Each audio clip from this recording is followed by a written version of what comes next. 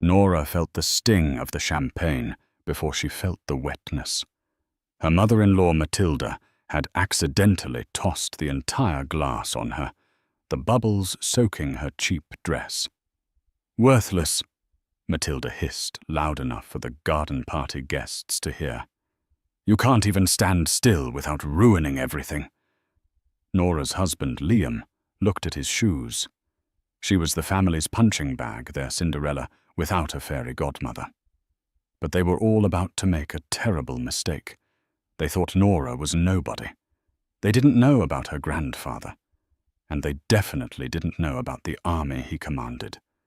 Life for Nora Ashford was a masterclass in invisibility.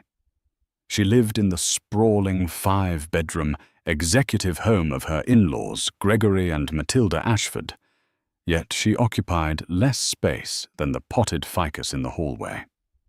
Her days were a quiet loop of chores performed on eggshells. She woke before the family made coffee. She wasn't allowed to drink.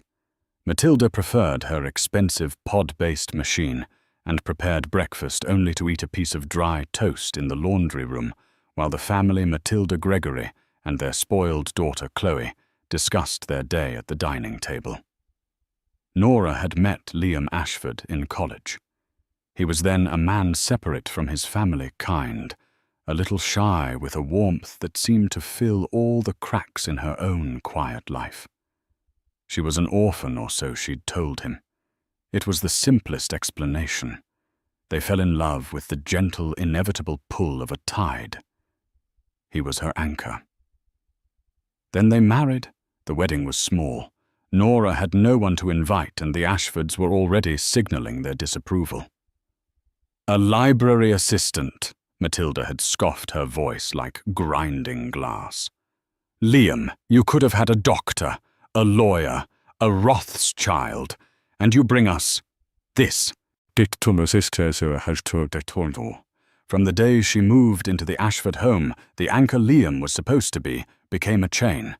The family was new money, having clawed their way to suburban affluence through Gregory's moderately successful import-export business.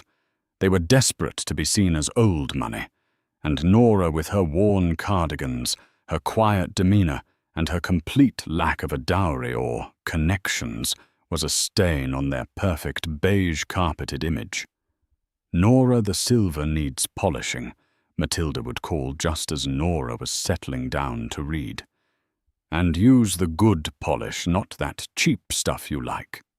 "Nora, my golf clubs are still in the trunk," Gregory would grunt, tossing his car keys onto the table, never making eye contact. "See to it." "Nora," Chloe would whine, "this report for my marketing class is so boring. Can't you just write it for me? It's not like you do anything important." Her worst tormentor, however, was Matilda. She was a woman who weaponized passive aggression. She would accidentally donate Nora's clothes to charity. She would forget to set a place for her at dinner when guests were over. "Oh, Nora, are you still here?" she'd say with a theatrical gasp. "I'm so sorry, darling, we're just so cramped. Would you mind eating in the kitchen? Mrs. Henderson is telling us all about her trip to Aspen." And Liam, the man she loved. He was a ghost in his own home. He loved Nora. She knew it. In the rare moments they were alone, hidden in their bedroom, he was the same man she'd married. "I'm sorry, Ellie," he'd whisper, kissing her hair. "They're just stressed. Dad's business isn't great. They'll warm up. I promise." But the promises were as empty as the praise she never received. When his family was present, Liam would shrink. He'd find an urgent email to answer. He'd stare at his phone. He'd nod silently when Matilda said, "Liam, darling, Nora's presence is really bringing down the mood. Can't you talk to her?" Talk to her, as if she were a misbehaving dog. The present day was Chloe's 25th birthday party, a lavish garden affair designed to showcase the Ashfords' status. Nora had been tasked with helping the hired catering staff. "It's the least you can do, seeing as you didn't contribute to the gift," Matilda had said that morning, pointedly looking at the small, hand-bound book of poetry Nora had bought for Chloe. Matilda had picked it up with 2 fingers and dropped it in the recycling bin. "We don't need more clutter." So here Nora was in a simple navy blue dress, the only one she owned that wasn't stained or frayed, carrying a tray of champagne flutes. "You see that dress?" one of Chloe's friends whispered not quietly enough.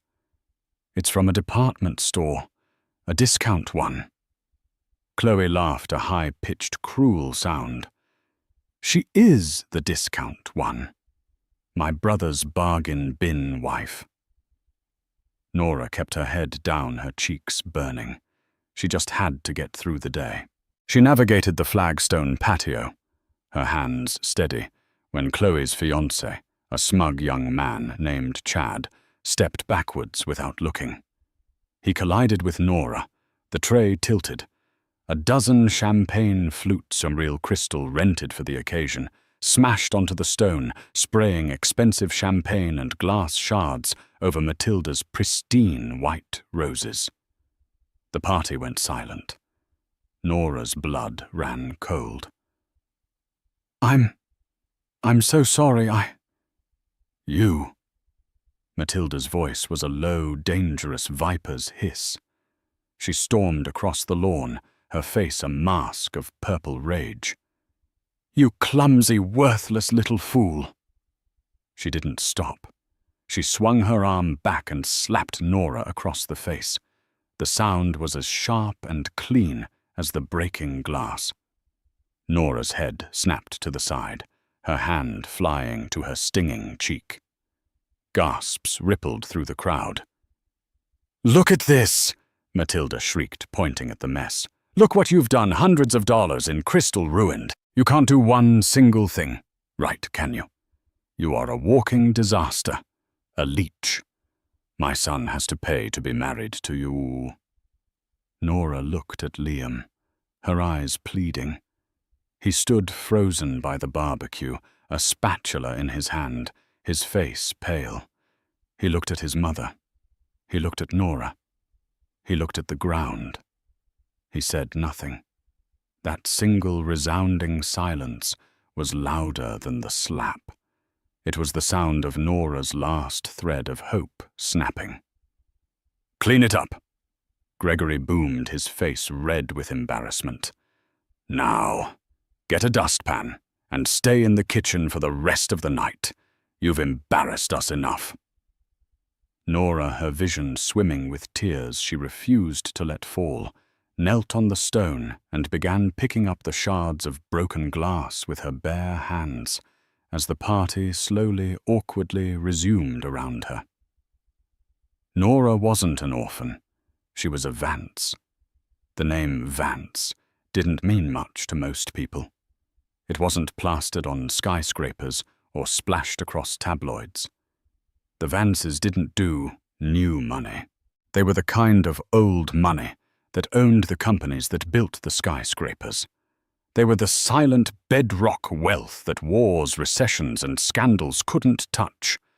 They were the money that funded governments that owned islands, that treated billionaire as a slightly vulgar term for people who still had to count. Her grandfather, Cornelius Vance, was the patriarch. He was a man who could and had made stock markets pivot with a single, quiet phone call. He was also the man who had raised Nora after her parents, his only son, and his beloved daughter-in-law died in a tragic sailing accident when she was 6. Growing up as Nora Vance was a life of profound privilege and profound isolation. She was educated by private tutors, flew on private jets, and had a security detail before she could ride a bike. But the wealth was, as her grandfather always said, a poisoned chalice. "It's a wall, Nora," he'd told her one evening in the vast mahogany-paneled library of their New York estate. She was 20, home from her first year at Yale. It surrounds you, it protects you, but it also prevents you from ever knowing if someone sees you or if they just see the vault. He had seen it his whole life. Sycophants, takers, men and women who would prostrate themselves for a taste of the Vance power. He'd seen his own son marry a woman who, while lovely, was more in love with the idea of being a Vance than the man himself. So he proposed an idea, a test, an agreement. Go. He said, his voice gentle but firm as granite. When you graduate, take a new name. My mother's maiden name. Hart. Nora Hart. Take a stipend enough to live simply, not enough to draw attention. For 5 years. Live a normal life. Get a normal job. Find people who love Nora Hart. Find a man who loves you for your mind and your heart, not for the balance sheet you represent. And if I'm in trouble, she'd asked, her voice small, you will never be in real trouble. He'd smiled a rare, warm expression. He tapped a heavy, black, old-fashioned telephone on his desk. This was his red line, a secure satellite phone that didn't go through any switchboard. You will have this number. You will memorize it. You will only use it in the most dire of circumstances, and you will use the code phrase we practiced. The code phrase was from a game they played when she was a child. The Iron Eagle is nesting. If I hear those words, he'd said, his eyes turning serious, I will know the test is over, and I will come, and I will bring the full resources of this family to bear on whatever or whoever has threatened you. Nora had agreed, eagerly. She was tired of the bodyguards, of the whispers, of the way boys her age either fawned over her or were too terrified to speak to her. And so Nora Vance died, and Nora Hart was born. She got a degree in library science. She moved to a mid-sized suburban town. She got a job at the local library. And she met Liam Ashford. Liam had loved Nora Hart. He loved her for her quiet jokes, her love of dusty old books, and the way she'd listened to his own dreams of being an architect, dreams his father had crushed in favor of the family business. When they decided to get married, Nora had a choice: reveal the truth or continue the test. She looked at Liam, at his simple, honest love, and she chose to continue. She didn't want to poison this one real thing. She'd tell him on their 5th anniversary, when the agreement with her grandfather was over. She was 3 years into the marriage. 2 years to go. She had in her darkest moments been tempted, when Matilda locked her out of the house for an hour in the rain for forgetting to buy the right brand of milk. When Gregory lost the paycheck from her part-time library job, claiming it must have gotten mixed in with the junk mail. When Chloe borrowed and lost the one piece of jewelry Nora kept from her mother, a simple locket. Each time she'd held on. She loved Liam. He was just weak. His family was a vortex, and he was caught in the spin. He would get better. He would find his spine. She just had to be patient. That night, after the garden party humiliation, she sat on the small cot-sized bed in their guest room turned storage closet that the Ashfords had given her. Her cheek throbbed. Her hands were crisscrossed with small red cuts from the broken glass. Liam entered, closing the door softly. He sat on the edge of the bed, not touching her. "Ellie," he whispered. She said nothing. She just stared at her cut-up hands. "My mother. She has a temper. You know how she is." She was embarrassed. "She slapped me," Nora said, her voice flat, devoid of emotion. "She slapped me in front of 50 people. I know, and you did break a lot of crystal. It was a big reaction, but..." Nora turned to him. The look in her eyes finally made him stop. The warmth was gone. In its place was something cold and brittle. "You did nothing," she said. "What was I supposed to do?" "Nora. Start a fistfight with my own mother. You were supposed to say something. You were supposed to tell me to go inside. You were supposed to hand me a bandage. You were supposed to look at me like I was your wife, not your servant. It's complicated, Ellie," he said, running his hands through his hair. "My dad's business. It's really struggling. We're trying to land this big contract with a new supplier, and that's tied to Chad's father, and we need to keep up appearances. We can't have drama. We can't have drama." Her public humiliation, her pain was drama. "Get out," she whispered. "What? Get out. I want to sleep." Liam, looking relieved to be escaping a confrontation, nodded. "Okay. Yeah, we'll talk in the morning. Things will be better in the morning." He left. Nora locked the door. She sat in the dark for a long time. She looked at her hands. The test wasn't about finding someone who loved her. The test was about surviving the world without the armor of her name. And she was failing. The morning did not bring clarity. It brought a new, more sinister kind of storm. Nora woke up to the sound of her door being unlocked. Matilda Ashford stood in the doorway, her arms crossed, a look of triumphant disgust on her face. Chloe was behind her, filming with her phone. "Get up," Matilda commanded. Nora, her heart pounding, pulled the thin blanket around herself. What's wrong? What's wrong?" Matilda laughed, a dry, ugly sound. "I'll tell you what's wrong. You thieving, worthless little rat. I knew it. I knew from the day my son brought you home that you were trash." I don't know what you're talking about." "Oh, you don't?" Matilda strode into the room, Chloe trailing her like a vulture. "Then what I wonder is this." She ripped open the top drawer of Nora's small dresser, the one containing her underwear and socks. Matilda plunged her hand in, rummaged for a moment, and then pulled her hand out. Clutched in her fingers was a heavy antique gold locket studded with small, dull diamonds. "My grandmother's locket." Matilda breathed, her voice filled with fake theatrical pain. "The one thing I cherished most in this world. The locket that went missing from my jewelry box this morning." Nora's blood turned to ice. She stared at the locket. She had never seen it before in her life. I didn't."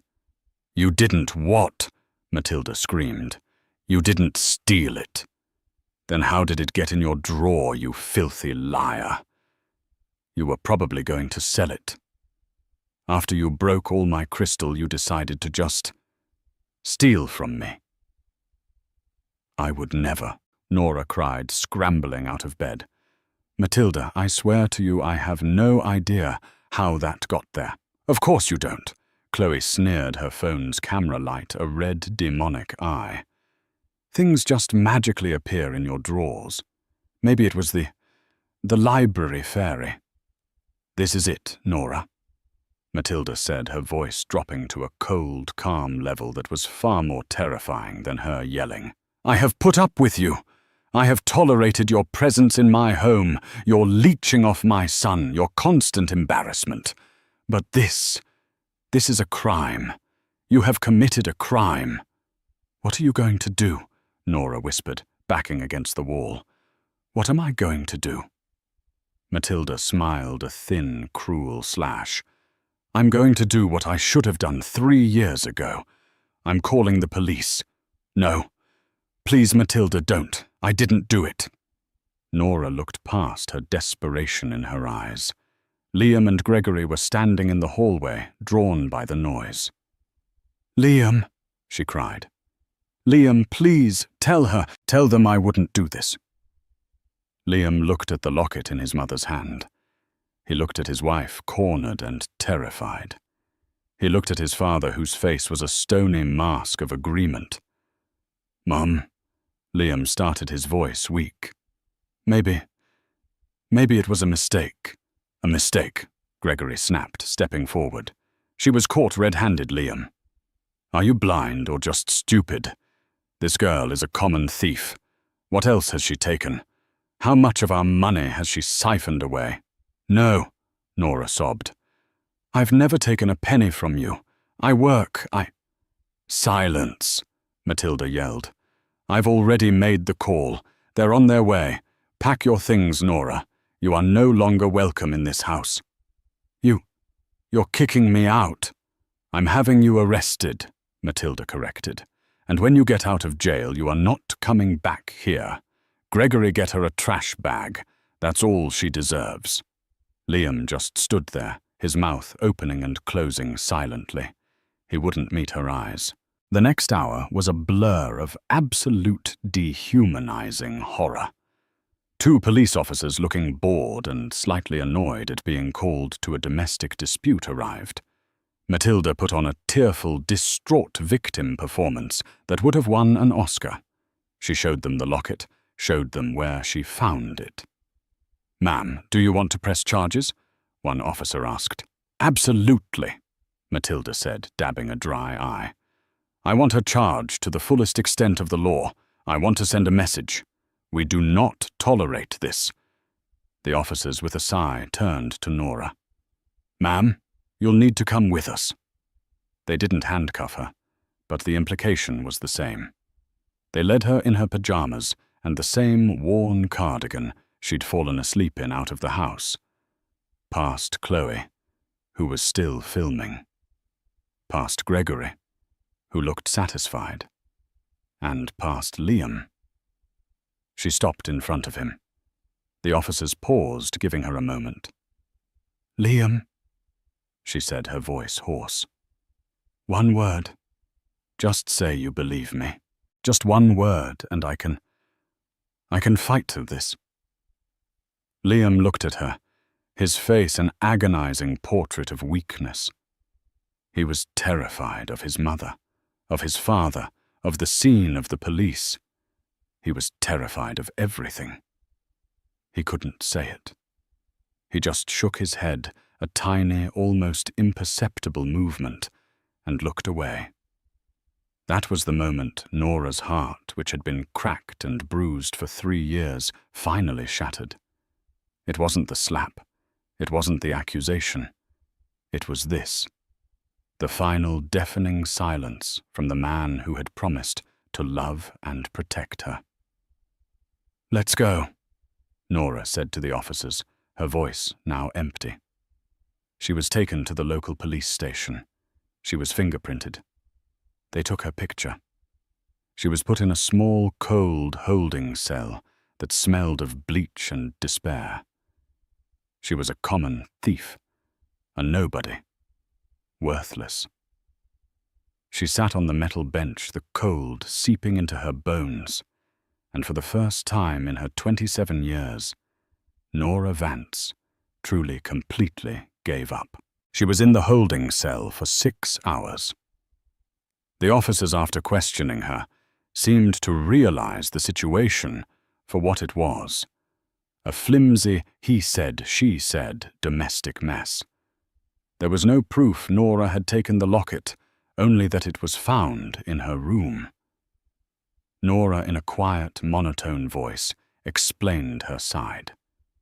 She explained the abuse, the cruelty, the systematic humiliation. Look, lady, the older officer, a man named Sergeant Riley, said, rubbing his eyes. I believe you. I've seen families like this my whole career. The mother-in-law's story has more holes than a spaghetti strainer. But she is the one pressing charges, and the locket was in your room. My hands are tied. So, what happens? Nora asked, her voice cracking. We can't hold you. There's not enough. We're releasing you on your own recognizance. But you've got a court date for an arraignment. And Mrs. Ashford. She filed a temporary restraining order. You can't go within 500 feet of the house. He pushed a small bag of her belongings, her shoes, her cardigan, her keys, which were now useless, through the slot. You're free to go. Free. She was free to be homeless, jobless, and facing a criminal charge. She walked out of the police station into the late afternoon gloom. It had started to drizzle a cold, miserable rain that matched her soul. She had no coat. She had her library ID and she checked her cardigan pocket. A single crumpled $20 bill. She had no one. Her friends from the library. They were acquaintances, not call at 3 a.m. from jail friends. And Liam. She looked at her cheap pay-as-you-go phone. No missed calls, no texts. He hadn't even checked to see if she was okay. She walked. She didn't know where she was going. She just walked until her shoes were soaked and her hair was plastered to her stinging cheek.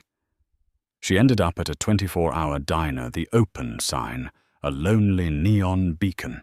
She slid into a cracked vinyl booth, the $20 bill crumpled in her hand. A waitress, seeing her state, took pity and brought her a cup of black coffee without asking. "Tough night, honey," the waitress said, not unkindly.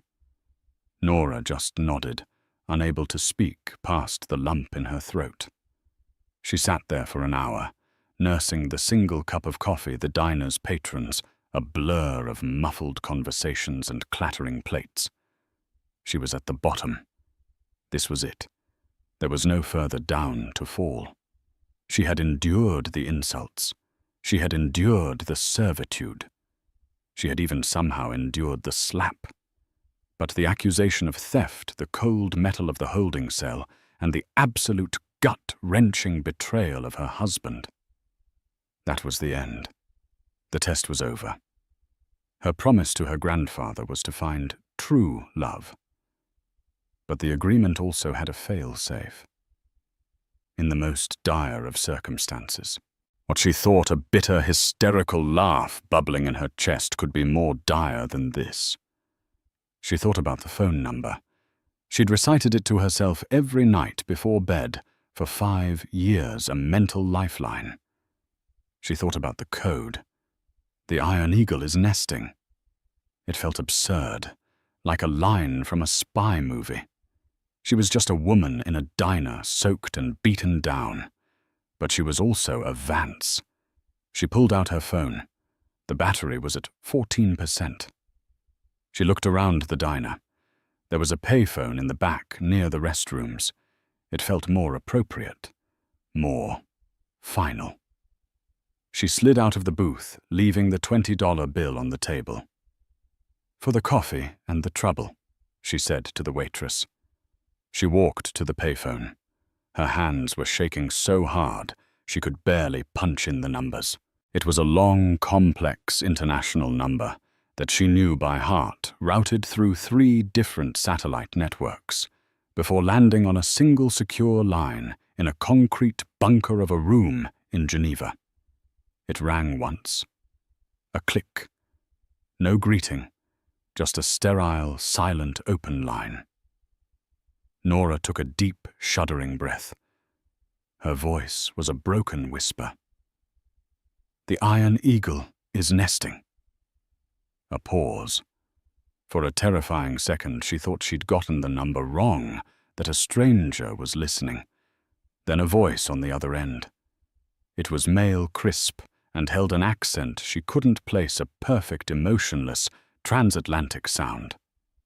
"Acknowledged, Ms. Vance. Your location is confirmed via cell tower triangulation. A clean phone has been remotely activated. Check the women's restroom 3rd stall inside the sanitary disposal unit. Await instructions. Stand by." Click. He hung up. Nora stood there, the receiver still pressed to her ear. Miss Vance. He had called her Miss Vance. She slowly hung up the phone. Her legs felt weak. She walked into the women's restroom. It was empty. She went to the third stall. Her hand trembled as she opened the small metal box on the wall. Tucked inside, underneath the liner, was a small sealed plastic bag. Inside was a black, featureless burner phone, the kind she'd only seen in movies. She took it out. As if on cue, the screen lit up. A single text message, asset secured. Go to the Pendleton Hotel. A room is booked under your name. A car is 10 minutes out. Black sedan. Do not speak to anyone. We are en route. She walked out of the restroom a different woman than the one who had walked in. The despair was still there, but it was now overlaid with something else. Something cold, sharp, and heavy. The Vances were coming. The Ashfords were celebrating. Matilda, having recovered from the trauma of the morning, was holding court in her living room. Gregory had opened a bottle of what he called 20-year-old Scotch. It was a $40 blend he'd poured into a crystal decanter. I tell you, Gregory said, swirling his glass. I feel cleaner. Like we've finally fumigated the house. She was a parasite, Dad. Chloe agreed, scrolling through her phone, probably deleting all the photos that had Nora in the background. I'm just glad Mum finally stood up to her. And Liam. He finally saw the light. Liam, in fact, was not seeing the light. He was sitting in the corner nursing a beer, his stomach in a cold, tight knot. He'd spent the last 8 hours in a state of growing panic. He'd tried calling Nora's phone, but it went straight to voicemail. He'd called the police station, and they'd confirmed she'd been released. Released. Into the rain. With no money. No phone.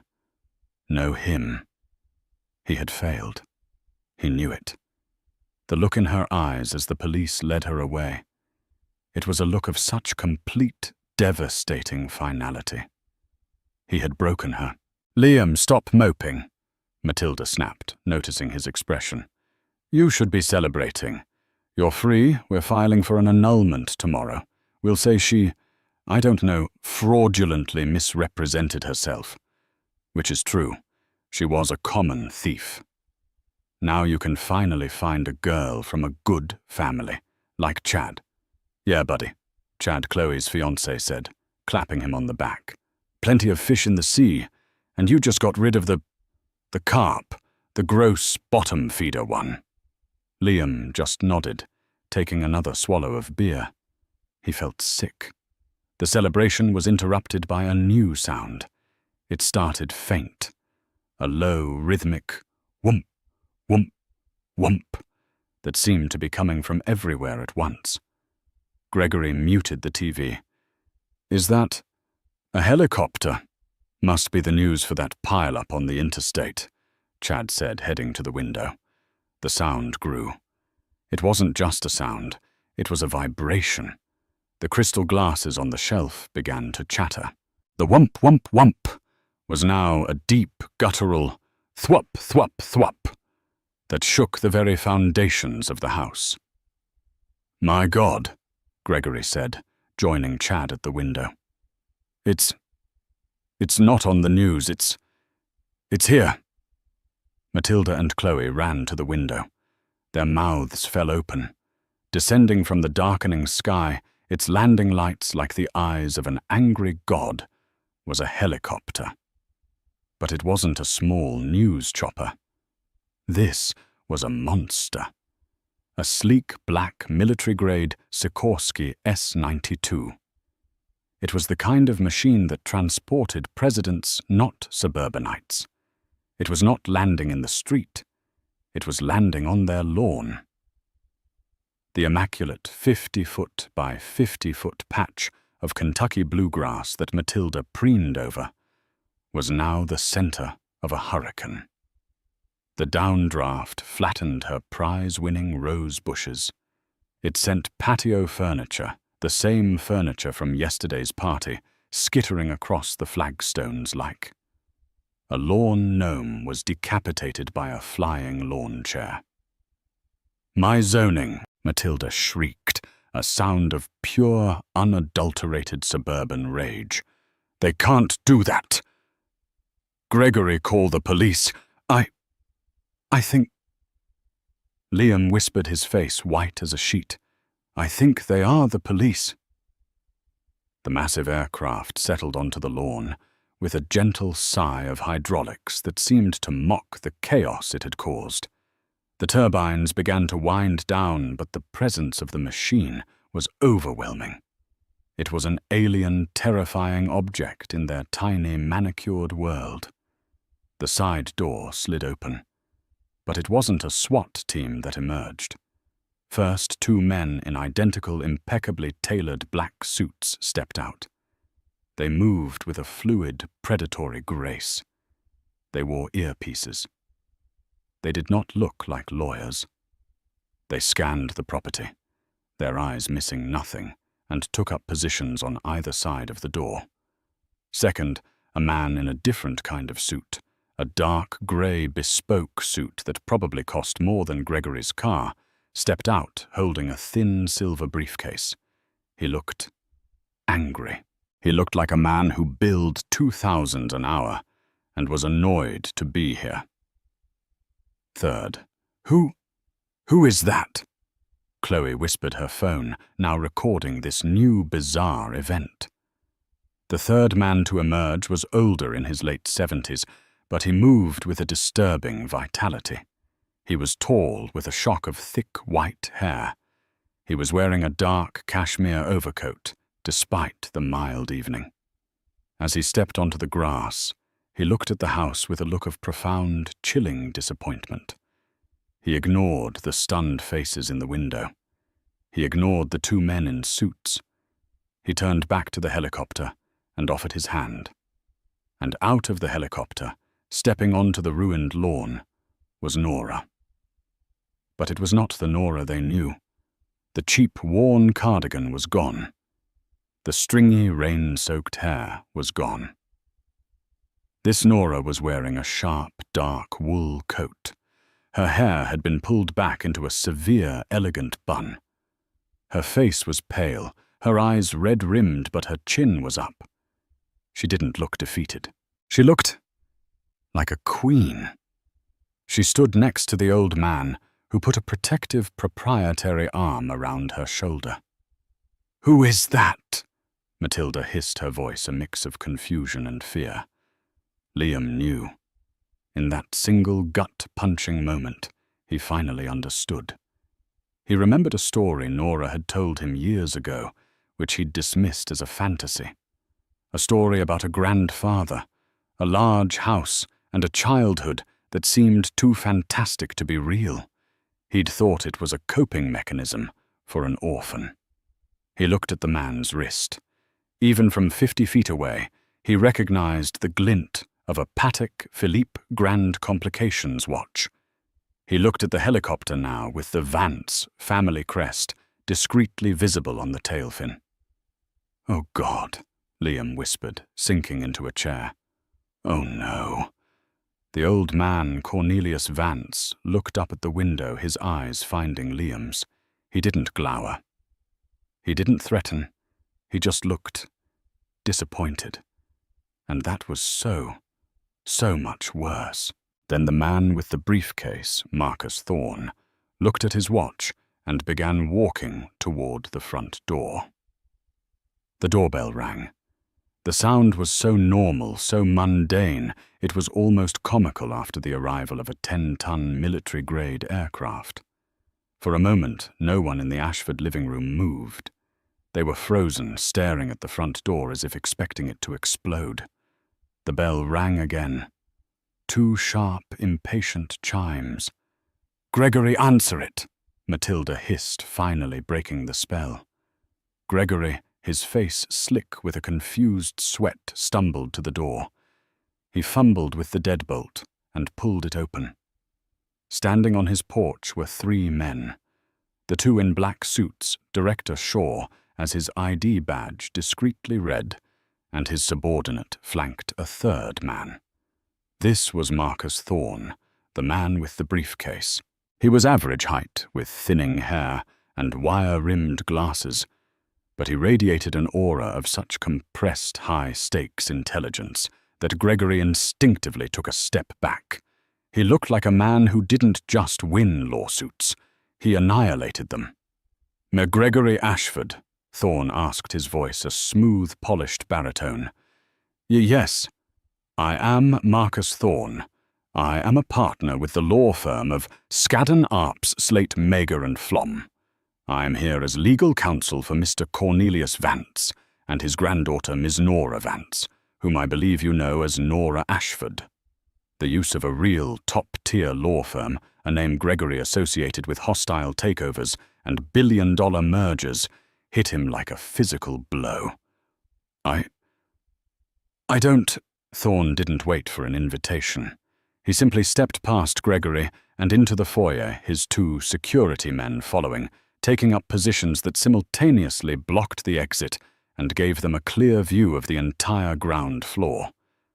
They didn't look armed, but the bulges under their jackets were not wallets. "Mrs. Matilda Ashford," Thorne said, nodding to the woman who was still clutching her curtains. "Ms. Chloe Ashford, Mr. Liam Ashford." He knew all their names. What is the meaning of this? Matilda finally found her voice, her suburban rage overpowering her newfound fear. "You've destroyed my lawn. You're trespassing. I'm calling the police again." "That won't be necessary," Thorne said, his voice laced with ice. "I've already been in contact with Sergeant Riley at the local precinct. He was most interested to learn of the security footage we've just acquired." "Security footage," Gregory stammered. "Indeed. From the diner Nora visited, from the street cameras, and most importantly, from the internal nanny cam your daughter Chloe installed in the hallway, which we discovered with a simple electronic sweep. The one that clearly shows her planting the locket in Nora's room this morning." Chloe made a small, strangled sound, and her phone clattered to the floor. "Slander!" Matilda shrieked. "Lies! We don't have a nanny cam." "You did," Thorne said, tapping his briefcase. "The digital logs are, shall we say, quite clear. Falsifying a police report, Mr. Ashford. That's a felony. Perjury. Conspiracy, shall I continue?" The room was silent, save for Chloe's panicked breathing. Thorne clicked open his briefcase. "But that is a matter for the criminal courts. We are here this evening to discuss the civil matter." He pulled out a thick bound document and slapped it onto the coffee table. "This," he said, "is a lawsuit for $50 million. 50 million. Gregory choked, collapsing onto his tacky, overstuffed sofa. "A conservative estimate," Thorne said dryly. "For 3 years of emotional distress, slander, defamation, libel, unlawful imprisonment, and let me check my notes. Oh yes, battery." He looked directly at Matilda. Her face had gone from purple to a pasty, sickly white. "The slap," Thorne continued, his voice devoid of emotion, "was witnessed by no less than 43 guests, many of whom were happy to provide recorded statements to our investigators in exchange for, let's call it, disassociating themselves from this." He wasn't finished. This was just the legal battalion. Now came the financial one. Thorne pulled out a second document. "Now to the more pressing issue. Gregory Ashford. Your company, Ashford Imports." Gregory's head snapped up. "That's none of your business." "It became our business at 9:15 a.m. this morning," Thorne said, "when a holding company owned by Mr. Vance acquired the entirety of your outstanding commercial debt from HSBC. A debt I see of $4.8 million. You can't. We can. And we did. And as the new owners of your debt, we are calling it in. Payment is due in full, as of tomorrow. End of business. I don't have $4.8 million. Gregory was hyperventilating. I'll be ruined. You are already ruined, Mr. Ashford, Thorne said. You just haven't realized it yet. He turned to Matilda. Mrs. Ashford, your charity, the Ashford Fund for Children. Very noble. It's a slush fund. Thorne cut her off. And a very poorly managed one at that.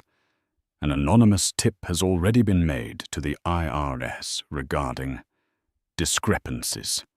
An audit is scheduled for 8:00 a.m. Monday.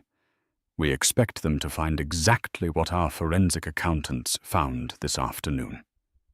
He turned to Chloe. Ms. Ashford, your engagement to Mr. Chad Rinaldi, is it? Chad, who had been hiding behind the sofa, winced. The Rinaldi family's construction empire does quite a bit of business with several Vance-owned subsidiaries. Mr. Rinaldi Sr. was devastated to learn of his son's association with a family facing felony fraud charges. The wedding, I'm afraid, is off, and Chad. Your job at your father's company has been re-evaluated. Chad looked like he was going to be sick. The army hadn't fired a shot. They hadn't touched anyone. They had simply, in the space of 5 minutes, dismantled the Ashfords' entire fragile world. Through it all, Nora and her grandfather had stood on the porch just outside the open door, listening. Cornelius Vance had his hand on his granddaughter's shoulder, a silent, grounding presence. Now, as the financial and legal executions concluded, he stepped inside. The 2 security men, Director Shaw and his associate, moved with him, their presence filling the room with a heavy, unspoken threat. They weren't there to hurt anyone. They were there to make sure no one moved in a way they didn't like. They were a physical manifestation of the new power dynamic. The Ashfords were no longer in their own home. They were in a holding cell. Cornelius Vance surveyed the room. He looked at the garish furniture, the cheap art on the walls that terrified broken people. His gaze was not one of rage. It was one of profound anthropological curiosity, as if he were observing a particularly unpleasant species of insect. He looked at Gregory, who was now weeping openly into his hands. He looked at Matilda, who was staring at him, her mouth opening and closing, but no sound coming out. He looked at Chloe, who was rocking back and forth, her social life in cinders. Finally, his eyes landed on Liam. Liam, who had not said a word. He was just staring at Nora, his face a mask of dawning, agonizing horror. This was the woman he had failed. This was the family he had allowed his own to torture. You, Cornelius said. His voice was not loud. It was a low, gravelly rumble, a voice accustomed to absolute, immediate obedience. Liam stood up, his legs shaking. Sir, You had a diamond, Cornelius said, his voice cutting through the man's pathetic excuses. A flawless, priceless diamond. And you let your family treat her like a piece of common glass. I love her, Liam burst out, a desperate final plea. Nora Ellie. I love you. I was scared. I was weak. But I love you. Nora looked at him. The man she had loved, the man she had built her life around.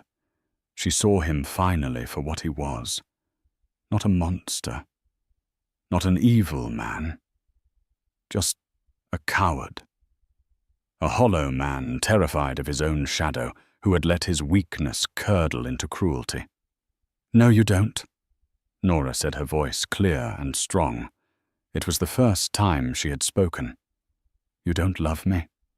You loved the idea of me. The quiet, simple, uncomplicated girl who asked for nothing. The girl who made you feel strong, because she was so worthless." She spat the word back at them, the word Matilda had used. "The second it got hard," Nora continued, stepping away from her grandfather and into the center of the room. "The second I needed you to be a man, to be a husband. You looked at your shoes." "Ellie, please. I can fix this," he begged. "Fix what, Liam?" Nora asked, her voice dangerously quiet. "Fix the fact that you watched your mother slap me and did nothing. Fix the fact that you let me be arrested. You let me, your wife, get put in a cell to save yourself from an argument with your mother." She walked over to him. He was taller than her, but in that moment he had never seemed so small. "There is nothing to fix," she said. "We are not broken. We are finished." She turned from him. She faced Matilda, who was now clutching her pearls as if they were a life raft. "Was it fun?" Nora asked. I don't. Was it fun?" Nora repeated. "To have someone to hurt, to feel so big by making me feel so small. All those years, all those insults, all that hate. I hope it was worth it. I hope you enjoyed it. Because, as Mr. Thorne said, it's going to cost you $50 million. Nora walked to the hallway. Director Shaw. The security man nodded to his associate, who stepped forward. "Miss Vance, you said you had belongings to retrieve." "Yes," Nora said. "A small box in the guest room." "I'll get it, ma'am," the man said. "No," Nora said firmly. "I will." She held her head high and walked up the stairs, the same stairs she had scrubbed on her hands and knees. Director Shaw followed, not to help, but to guard. She entered the small, cramped room. It looked as it had when she'd been dragged out. It didn't feel like her prison anymore. It just felt sad. She didn't pack her clothes. They were all tainted. She went to the small, loose floorboard under the bed, the one place she'd kept her real life. She pulled it up. Inside was a small, velvet-wrapped box. Inside was a simple locket.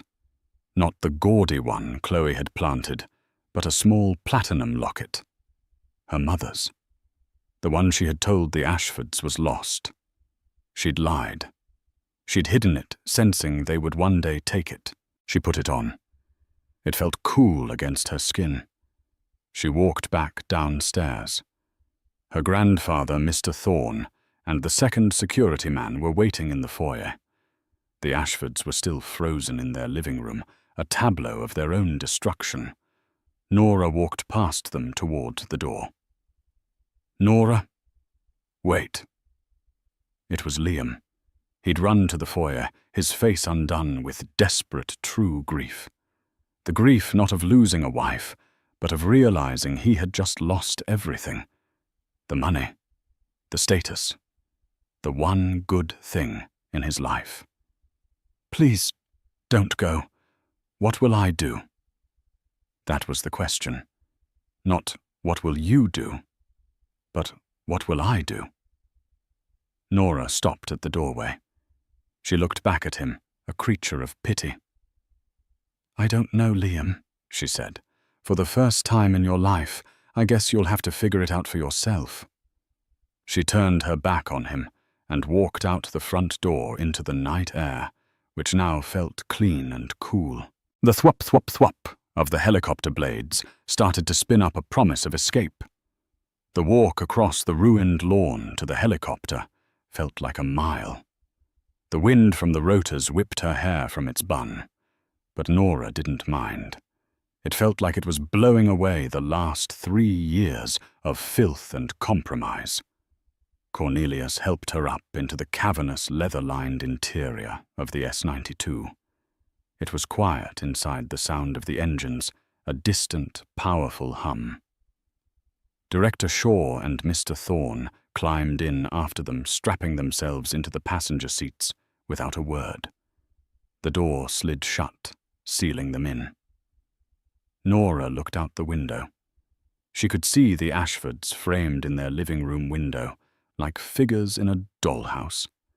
Gregory was on the phone, probably to a lawyer who wouldn't be able to help him. Matilda had fainted a limp pile on the sofa. And Liam was standing on the porch, his hands in his hair, watching the helicopter, watching his life fly away. The helicopter lifted off a powerful vertical ascent. The house, the manicured street, the whole tiny, toxic neighborhood shrank beneath them until it was just another patch in the suburban quilt. Nora kept watching until it was gone. "Are you all right, my dear?" Cornelius asked, his voice a low rumble. He had taken her hand, his own large, warm and solid. Nora nodded, a single tear finally escaping and tracing a clean path down her cheek. It wasn't a tear of sadness. It was a tear of release. "I am now Grandpa." She whispered the name, feeling foreign and familiar on her tongue. "You did well," he said, patting her hand. "The test was harder than I ever intended. I wanted you to find love, not that." "I thought it was love," Nora said, looking at her hands, the small, faint white scars from the broken glass still visible. "I really did. I thought his weakness was just gentleness. I thought his fear was modesty." "They are often mistaken for one another," Cornelius said, "until the fire. In the fire you find out what a person is really made of. Tin or steel." "He was tin," Nora said. "He was tin," Cornelius agreed. They flew in silence for a while, the lights of the city spreading out below them like a carpet of diamonds. What happens to them?" Nora asked, not because she cared, but because she needed to know. "Mr. Thorne." Cornelius nodded to the lawyer who was already on his laptop. Thorne looked up, adjusting his glasses. "Ms. Vance, the criminal charges against the Ashford family for filing a false police report conspiracy and for Mrs. Ashford battery will proceed. Given the evidence, a conviction is all but certain. They will likely avoid jail time, being first offenders, but the probation and fines will be significant. And the civil suit. Mr. Vance has instructed me to pursue it to the fullest extent," Thorne said. "We will not see 50 million, of course. They don't have it. But we will take everything they do have. The house will be foreclosed to cover the debt. The business is already in receivership. Gregory Ashford will be lucky to get a job as a greeter at Walmart. Mrs. Ashford's charity is being dissolved by the State Attorney General. Chloe Ashford has, I believe, already been served with the restraining order Chad's family filed against her." He said it all with the mild, dispassionate tone of a man reading a weather report. "And Liam?" Nora asked. "He is included in all civil and criminal proceedings as a co-conspirator by way of his inaction. He will be as ruined as the rest of them. He will be bankrupt by Christmas." Nora nodded. She felt nothing. Not pity, not satisfaction. Just empty. It was the nothing of a closed door. "Good," she said, and she was surprised to find she meant it. "Where are we going?" she asked, turning to her grandfather. "Home," he said, smiling. "To New York. It's time for Nora Vance to come back to the world. You've been gone too long." The helicopter banked east toward the rising sun. Nora leaned her head against the cool window. She was free. She was no longer Nora Hart, the library assistant. She was no longer Nora Ashford, the worthless wife.